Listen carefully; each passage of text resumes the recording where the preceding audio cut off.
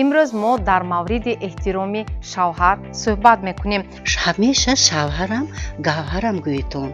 وای احمد خان اومدن گفته از جاشون برخسته، باز یک کرپچه دیگه گفته میکشودن. وای مادرش گفت بچه دادا نگو، دادا جان گو. وقتی که ما با فرزندانمون پدرشان را غیبت میکنیم، آنها یکمش غیبتچی میشوند.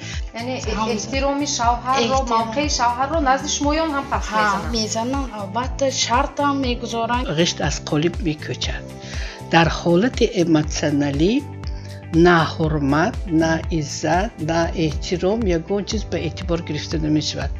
این دخترهای همین زمانه آرزوی هوسش قدرتی شوهرش به نگاه کردن نساخته است. شوهرهایی هستند که از زنهای خودشان فخر میکنند.